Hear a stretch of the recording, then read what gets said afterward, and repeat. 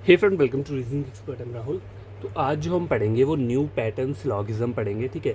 तो देखो क्वेश्चन इसमें बोला क्या है, डायरेक्शन पहले पढ़ लो। In each of the following question there are 5 option ABCDE। देखो आपको स्क्रीन पे दिख रहा होगा कि 5 ऑप्शन दिए ABCDE।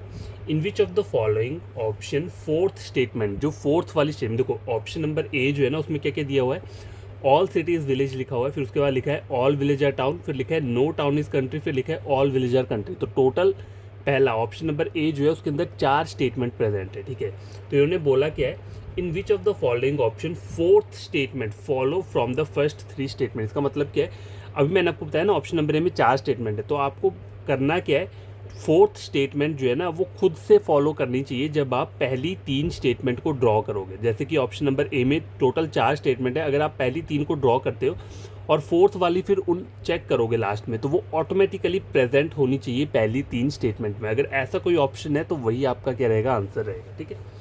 तो पहले ए चेक करो, ऑल सिटी आर विलेज। देखो मैं डायग्राम ड्रॉ करके बता देता हूँ। ऑल सिटी आर विलेज ये हो गया, all village all village are town ये हो गया, फिर लिखा है नो टाउन इज कंट्री, ठीक है, सी नो टाउन इज कंट्री, और लास्ट में दिया हुआ है ऑल विलेज आर कंट्री। अब आपको ये ड्रॉ नहीं करनी है, जो लास्ट स्टेटमेंट थी ना ऑल विलेज आर कंट्री, इसको ड्रॉ नहीं करना है, इसको आपको चेक करना है कि ऑलरेडी 3 स्टेटमेंट बना के ड्रॉ करके वो ऑलरेडी इसमें आ रहा है या नहीं आ रहा है। तो ऑल विलेज आर कंट्री आपको यहाँ पे दिख रहा है, प्रेजेंट है, नहीं है, तो ये मेरा आंसर नहीं है, ठीक है। ऑप्शन नंबर बी चेक करो, no city is village, no city is village, some village are town, some village are town हो गया, no town is country, no town is country, और लास्ट स्टेटमेंट को draw नहीं करना है, उसको हम चेक करेंगे, सम विलेज आर कंट्री। तो यहाँ पर आपको सम विलेज आर कंट्री दिख रहा है, देखो विलेज ये कंट्री ये दूर दूर है, नहीं बन रहा, तो ये भी मेरा आंसर नहीं होगा। अब देखो मैंने ऑप्शन नंबर ए चेक कर लिया, बी चेक कर लिया, अब सी और डी रहता है, ठीक है। तो पहले मैं डी से स्टार्ट कर लेता हूँ, हो सकता है ये मेरा आंसर हो। Some city are village, some city are village ये बन गया यहाँ पे। No village is town, no village is town ये हो गया। All town are country, all town are country. अब लास्ट स्टेटमेंट को ड्रॉ नहीं करना, उसको चेक करेंगे, some city are not town. तो देखो सिटी ये और टाउन ये, अब वी और टी के बीच में नो कर रिलेशन है, तो वी का जो ये वाला पार्ट है उसका भी टी के साथ नो कर रिलेशन रहेगा, तो सम सिटी, सिटी का ये वाला पार्ट जो वी के साथ जुड़ा है वो टाउन नहीं है, तो ये चीज़ यहाँ पे क्या हो रही है, ऑटोमेटिकली ड्रॉ हो रही है, ट्रू हो रही है।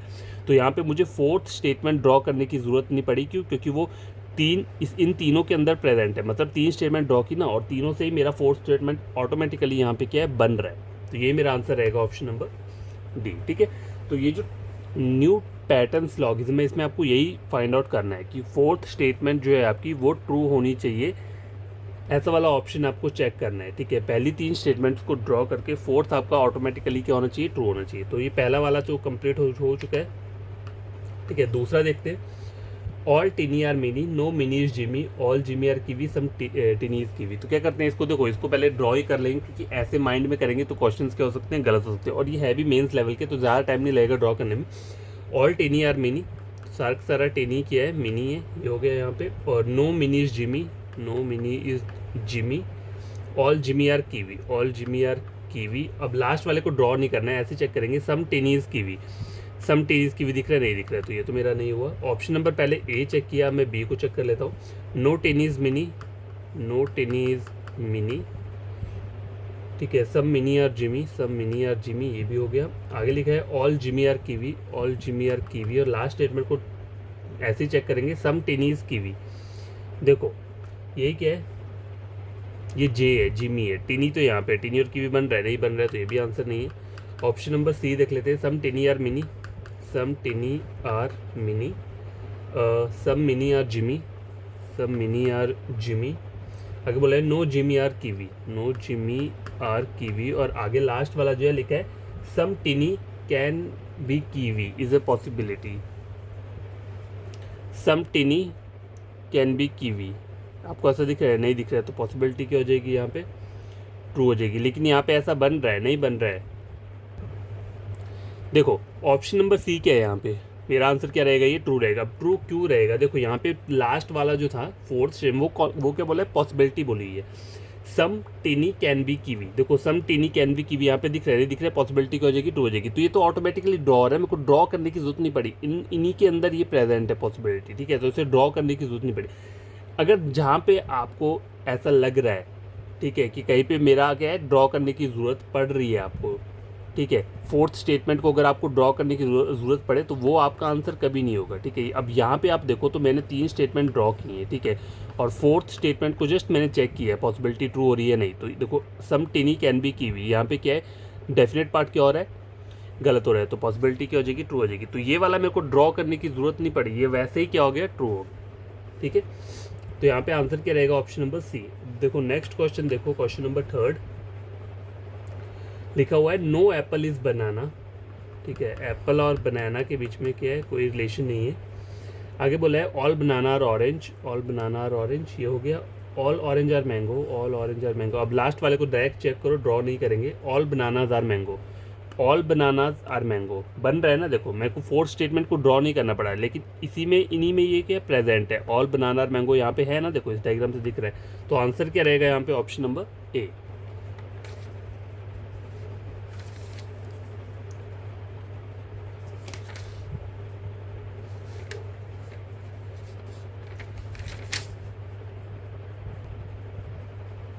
ठीक है, तो फोर्थ वाला देखो, फोर्थ में क्या बोल रहा है, all windows are table, all windows are table, some tables are entrance, some tables are entrance, all entrance are gate. अब लास्ट स्टेटमेंट को देखो ये बन रहा है या नहीं, some windows are gate, windows ये गेट, ये बन रहा है नहीं बन रहा है। तो मैंने पहले कि ये ऑप्शन नंबर ए चेक किया, मैं बी को चेक कर लेता हूँ। आप चाहो तो आप डी से भी स्टार्ट कर सकते हो सकता है मेरा डी आंसर हो, लेकिन वो एक पॉसिबिलिटी रहती है, ठीक है। तो मैंने पहले ए कर लिया, मैं बी को चेक कर लेता हूँ।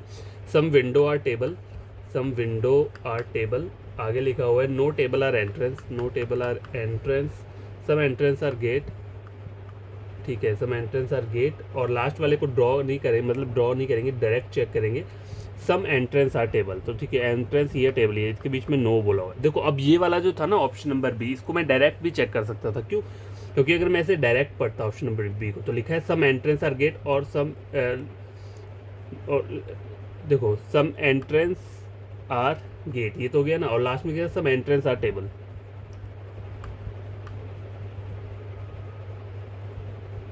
हाँ देखो नो टेबल आर एंट्रेंस दिखे तो नो से सम कभी नहीं बनेगा, तो ये तो डायरेक्ट ही क्या हो जाता है, एलिमिनेट हो जाता है। लेकिन मैंने नहीं देखा, तो आप ऐसा किया करो जैसे कि आपको पहले पढ़ लिया, अगर आपको दिख रहा है कहीं पे ऐसा स्टेटमेंट है जहाँ पे नो की बात भी हो रही है और सम की बात भी हो रही है, एक ही स्टेटमेंट को लेके नो और सम की बात हो रही है, तो वो आपका आंसर कभी नहीं होगा, ठीक है।